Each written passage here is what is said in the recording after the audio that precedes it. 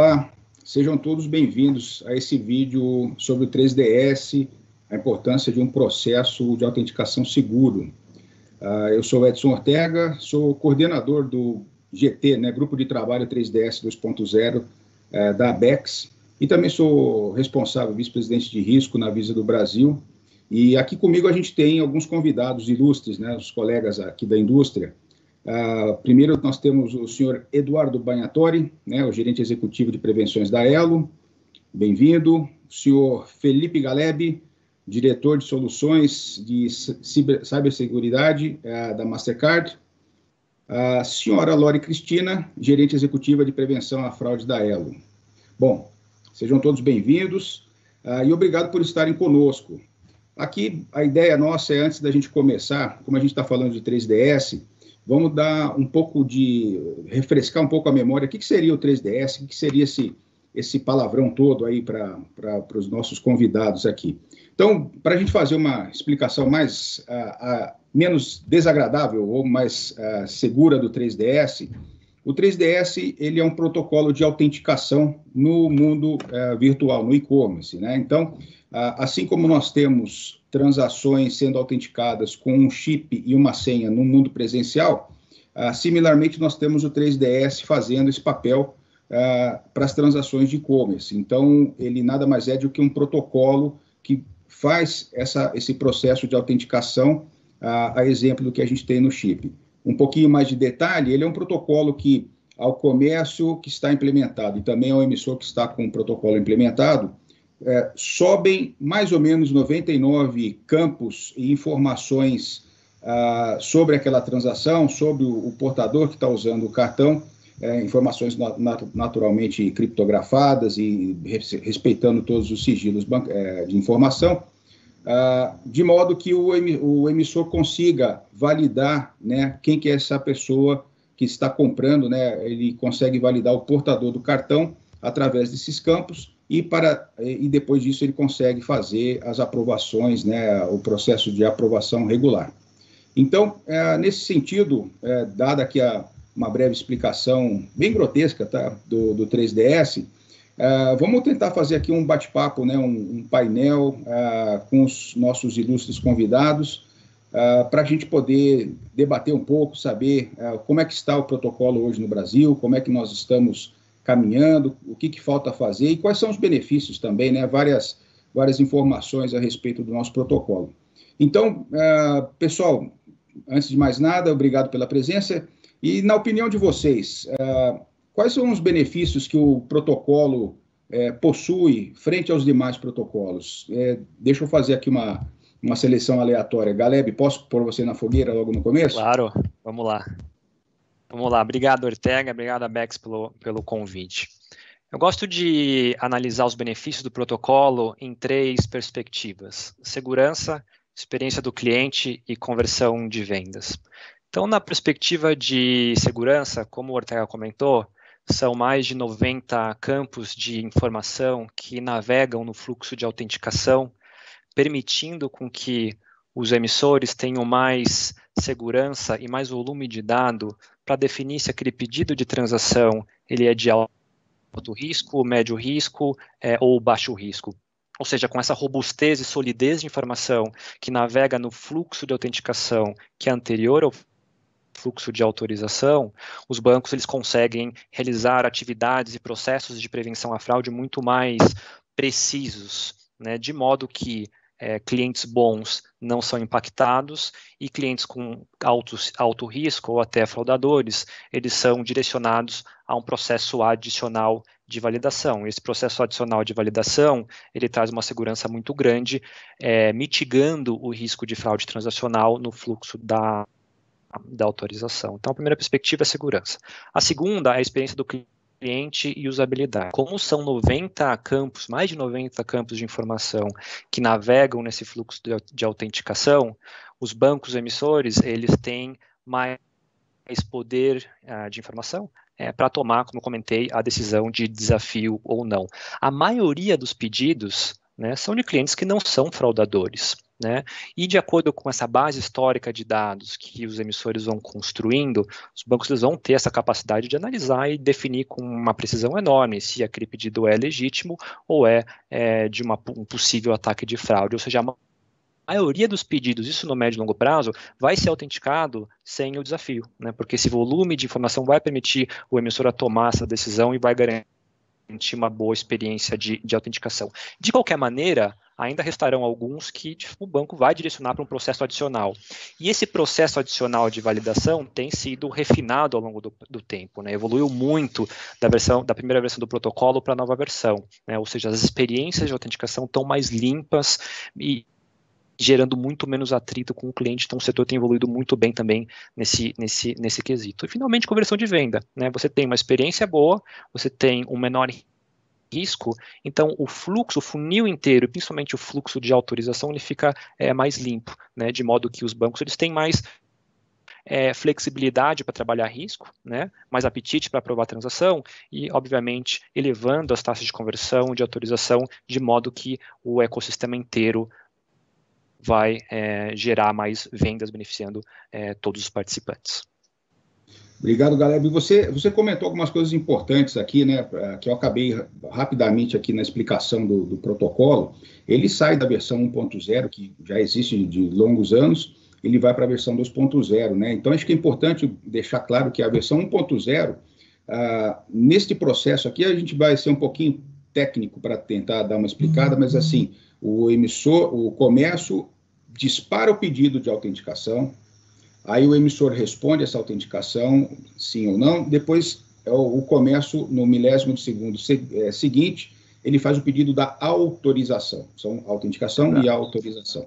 A versão 1.0 do protocolo, ela simplesmente disparava o pedido para o emissor, e o emissor não tinha muita alternativa, né? Ele tinha que ir lá e fazer o que a gente chama de step-up, ou desafio ao portador, pedindo uma senha, um token, alguma coisa que o valha, para poder ter uma autenticação direta, né? Já a versão 2.0, como você bem explicou, ela sobe esses 90, 99 campos para que dê a oportunidade ao emissor de autenticar de uma forma silenciosa, dando uma melhor experiência para o usuário, para o portador, né? Então, acho que valeu a pena botar esse complemento aqui. Isso traz bastante desafios, né, para a gente. Então, vou escolher aqui o Edu. Edu, vou te botar aqui no esporte também. Na sua opinião, quais são os desafios e os resultados iniciais, né, dos fluxos de autenticação através do EMV 3DS, né, do 3DS? Legal. Bom, pessoal, e obrigado, Abex, pelo convite. Acho que é sensacional estar falando desse tema tão importante aqui para o nosso meio. E como o Galeb bem colocou, né, dentro desses 3 pilares, quando a gente chama de segurança, e com isso que a gente está trazendo de informações adicionais, então 90, 99 informações adicionais, acho que um grande desafio que a gente tem na implementação do protocolo é garantir que essas 90 informações, esses 90 dados adicionais sejam trafegados de forma correta, desde o estabelecimento comercial, credenciador, as bandeiras, até chegar no emissor, para que faça exatamente isso que o Galeb comentou. Então, com esse conjunto de informações, o emissor ele pode tomar a decisão ali se ele quer fazer um desafio, um step-up, ou autenticar de uma forma silenciosa. Então, acho que um grande desafio que a gente encontra e que a gente batalha bastante é fazer a recomendação da implementação o mais correto, no sentido de trafegar todas essas informações dentro desse ecossistema que vai auxiliar e auxilia muito a tomada de decisão ali do emissor na hora de pedir o desafio ou não, e também que vai trazer esse benefício de conversão de venda. Falando um pouquinho de resultado, né, acho que a parte inicial, acho que eles mostram os resultados que estão muito próximos dos índices de fraude de cartão presente, quando a gente fala do processo de autenticação. Então, basis points muito baixos, e uma taxa de conversão muito boa, saindo do e-commerce normal, de uma taxa de aprovação do e-commerce normal, bem melhor para quando é um processo autenticado. Então, acho que esses são os grandes desafios que é para a gente tornar, né, o que você colocou também, né, Ortega, sair do protocolo 1.0, que ele era um pouco limitado, agora não, a gente tem uma série de informações adicionais para contribuir nesse processo. Complementando, né, também os teus pontos aí, né, Edu, A gente tem feito, no grupo de trabalho da ABEX, a gente tem feito bastante exercícios, né, com apoio da consultoria que a ABEX contratou para nós, etc. E a gente percebe, né, que a correta instalação do protocolo ela é chave para o processo, né? Então, quando você tem um comércio que ele corretamente instala o protocolo, faz todos os processos, dispara as transações, as informações que são consideradas, né, os dados que são considerados mínimos ali para atender ao protocolo, dispara dentro dos campos corretamente. E, do outro lado, o emissor também trata essas transações, né, trata esses campos de uma forma adequada, você tem um resultado muito positivo, né, porque você tem um casamento perfeito aí do que está sendo disparado, né, por parte do comércio para que aquela coisa que está sendo lida por parte do emissor, gerando uma maior conversão de vendas. E a gente tem experiências de outros países e também já aqui no Brasil, vários comércios e emissores que já estão com esse patamar bastante apurado, de que a conversão de vendas, ela, se não bate 95% em média de conversão, ela quase está por ali, faltando algum ajuste só. E a fraude na mão contrária, né, ela fica muito próximo a índices de cartão presente, né, então índices baixíssimos, né, de poucos pontos base ali, de índices de fraude. Então, acho que a mensageria ela tem um papel crucial nesse processo e talvez é o que a gente tenha apanhado mais aí ao longo desse período, mas o resultado sempre é promissor, né? A gente vê que no final desse túnel tem bons resultados aí. Eu vou nesse lado que a gente conversou de papéis de cada entidade. Lori, deixa eu aproveitar aqui a ilustre presença da Lori. Qual o papel do emissor, do credenciador e do comércio para garantir ao consumidor uma boa experiência de compra? Porque no final do dia, o que a gente quer é agradar ao consumidor uma excelente experiência de compra. O que você diz aí, Lori? Claro, obrigada, Ortega, pela pergunta. É um prazer estar aqui com vocês hoje e obrigada, ABEX, pelo convite. Eu entendo que o papel do comércio e do credenciador é, de fato, fazer uma implantação correta do protocolo e enviar a maior quantidade de dados possível dentro dos dados que ele pode enviar no protocolo. Então, como os meus colegas aqui já falaram, são mais de 90 campos que o comércio pode enviar para o emissor para ajudar na tomada de decisão. Quanto mais dados forem enviados, mais embasamento o emissor vai ter para ter uma tomada de decisão mais embasada, mais assertiva e apurada. Então, falando um pouco do papel do emissor, o emissor ele tem que construir a sua estratégia baseada nesses dados, sendo sempre muito acurado e assertivo, segmentando as transações, por exemplo, baixo risco, médio risco, alto risco. As transações de alto risco, de fato, poderiam passar por um desafio. As transações de baixo risco, o cliente, muitas vezes, o portador do cartão, ele nem vai saber que ele está sendo autenticado. O emissor, ele pode fazer uma autenticação transparente, silenciosa, então com pouquíssimo impacto no portador do cartão. Então, isso trará benefício para todo o ecossistema, mais receita, mais faturamento, uma melhor taxa de conversão e baixos índices de fraude. Muito bem. Agora, Lori, a gente fala isso, né? A experiência do usuário, A gente tem um grande desafio aqui, né, com o grupo, né? Porque, assim, é comum, né, a gente ter, por parte dos emissores e dos portadores, um grande apelo dizendo o seguinte: olha, toda vez que eu tenho uma transação, que eu tenho que, muitas vezes, pedir um desafio para o portador, aquele portador, de uma forma muitas vezes legítimo, ele fala: poxa vida, acho que isso aqui é um ataque de fraude, alguém que está tentando fazer um phishing aqui, estão pedindo uma senha, estão pedindo uma informação pessoal aí de cunho financeiro da minha parte, e aí acaba tendo uma não conversão daquela venda, né, o que é o maior temor. Então, Lori, se você puder explicar um pouquinho para nós, no grupo de trabalho, quando a gente fez a expansão coordenada, nós fizemos alguns trabalhos de, não estandarizar, mas criar um modelo, né, para que o ecossistema falasse, independentemente da marca ou do comércio, uma linguagem única. Você tem alguma informação para nos compartilhar aí sobre esse modelo padronizado, né? Que a gente está tentando Com chamar aqui. certeza. Eu acho que, primeiro, a educação do cliente é um fator fundamental, né? Que os emissores, as credenciadoras do comércio, a própria Abex, enfim, todo o ecossistema está trabalhando fortemente para educar os nossos clientes, para fazer com que a informação chegue a todos, que eles conheçam o protocolo e que eles não sintam medo quando eles estiverem realizando uma compra e que venha algum pedido que ele não esteja acostumado. Então, acho que a questão da educação do cliente é um primeiro fator. O outro fator que a gente recomenda, né, para os emissores, comércio e credenciadoras é essa padronização que você comentou. Então, a tela ali que ele vai ver nesse momento da autenticação, do protocolo, ela tem que ser padronizada. Então, a gente sempre recomenda que eles sigam todas as recomendações do protocolo, para ter sempre a mesma carinha, para que o cliente, quando ele esteja em diversos comércios diferentes, ele veja sempre a mesma informação e se sinta seguro para realizar aquela compra. Muito bom. O Felipe, doutor Felipe Galeb, a pergunta é aqui, como é que funciona o protocolo? Transações cross-border, transações vindas de fora.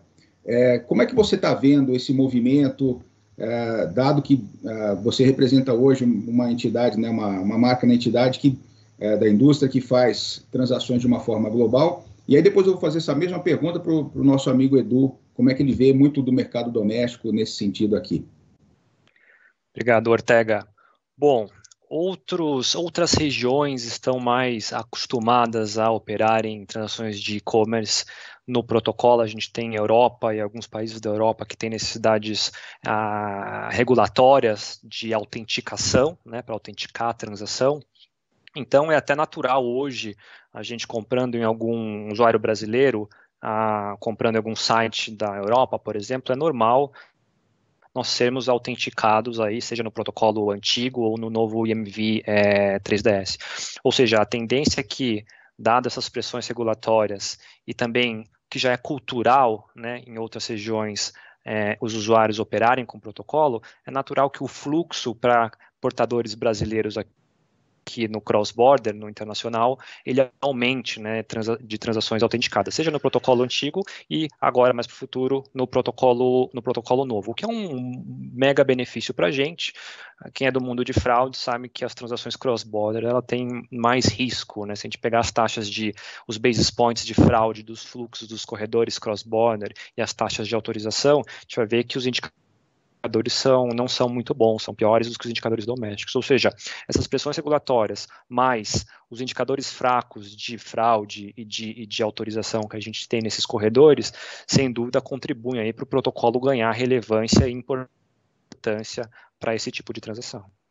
Muito bem. O Edu, eu vou pedir para você complementar a mesma pergunta, mas com algum destaque, porque assim, o protocolo IMV, ele traz isso de bom, né? Ele estandariza, então você tem uma aceitação global de todos que participam daquele protocolo, né? Da IMV Co, assim como fazem com o chip, o 3DS também está regido agora pela IMV Co.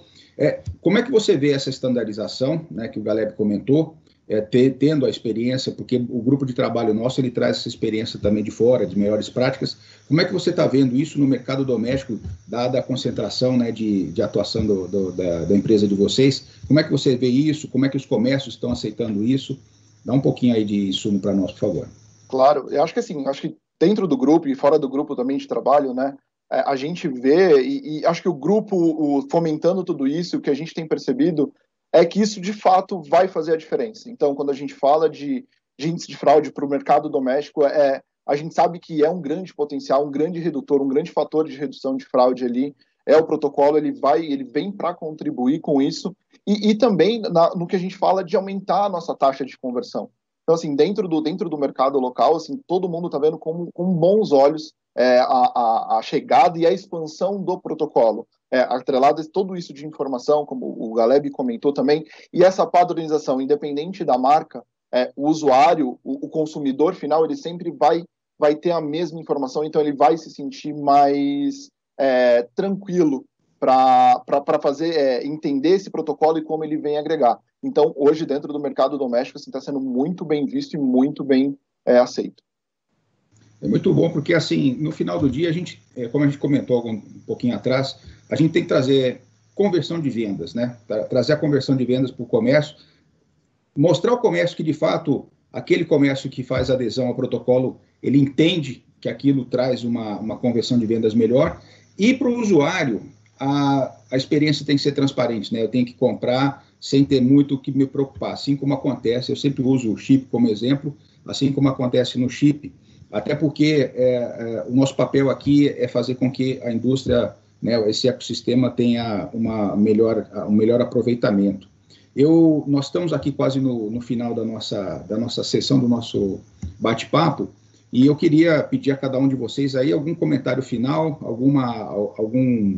alguma menção aí ao protocolo, alguma recomendação. Fiquem à vontade. Eu acho que eu vou pedir para a Lori, por favor, as damas primeiro. Com certeza. Eu acho que o protocolo ele vem auxiliar muito o mercado brasileiro, todo o ecossistema. Então, por exemplo, Ortega, imagina os portadores de cartão de débito hoje no Brasil, eles muitas vezes não têm acesso a um cartão de crédito. Não tendo acesso a um cartão de crédito, eles ficam um pouco fora dessas compras online, fica um pouco restrito para eles. Com a chegada do protocolo 3DS 2.0, a gente vai conseguir ampliar esse alcance dessas transações do débito no mundo online. E essas pessoas que antes estavam excluídas, a gente promove a inclusão desses brasileiros nesse meio de pagamento, que utilizando a autenticação via 3DS. Eu acho muito legal, porque traz muitos benefícios e traz inclusão. Eu acho super recomendado esse ponto que você pôs, porque, assim, até um tempo atrás nós não tínhamos aceitação do débito no e-commerce. Hoje já é uma realidade e, graças ao protocolo, né, uma estandarização e um trabalho, né, de ambas as partes, tanto dos comércios, do credenciador, das marcas e dos emissores, para que esse grupo, né, de clientes, e muito importante, conseguisse acessar esse tipo de transação, ainda mais nesse momento que a gente está vivendo aí, de reclusão, de pandemia, é uma coisa bastante importante. Bom ponto que você trouxe aí, Lori. Edu, Galeb, quem quer primeiro, para o ímpar? Edu. Não, eu acho que só contribuindo, né, e acrescentando o que a Lori colocou, acho que é um ponto super importante, né, a abertura desse canal para esses consumidores de cartão de débito, tem um potencial muito grande na mesa, o que a gente chama de dinheiro novo, além de promover essa inclusão e também trabalhar com segurança, né? Então, se sentir confortável de utilizar o seu cartão de débito também dentro do e-commerce. Então, acho que o protocolo vem para contribuir muito com isso, com essa nova experiência de uma jornada mais limpa e sem grandes riscos de fraude. Bom, só para contribuir rapidamente, eu enxergo esse esforço como sustentabilidade do nosso meio de pagamento para os próximos anos, né? O setor está em transformação, está migrando para o digital, o e-commerce vai crescer cada vez mais, muito mais do que o tradicional cartão presente, ou seja, é importante a gente criar esses mecanismos de boa experiência do cliente, de mitigação de fraude, de modo que o cartão não presente, o e-commerce cresça com sustentabilidade, né? E não com os indicadores que nós temos hoje nesse ambiente. Muito bem. Bom, nós estamos com o tempo já esgotado aqui, e só queria agradecer aos colegas, nós nos vemos daqui a pouco nos nossos comitês aí, lembrando a todos que nós temos um grande grupo de emissores e comércios participando desse grupo de trabalho da ABEX, fomentado pela ABEX aí, patrocinado pela ABEX. Muito obrigado à direção da ABEX pelo apoio à indústria. E, nesse sentido, a recomendação que a gente faz aqui é usem o protocolo, abusem do protocolo. Nós estamos fazendo todo o possível para ele ser um protocolo vitorioso, assim como é em outras regiões, para que a gente consiga ter boas conversões de vendas e nenhuma fraude, se possível, né? Bom, eu fico por aqui com vocês. Muito obrigado a todos pelo tempo, pela dedicação ao nosso exercício e nosso bate-papo aqui. Um forte abraço a todos.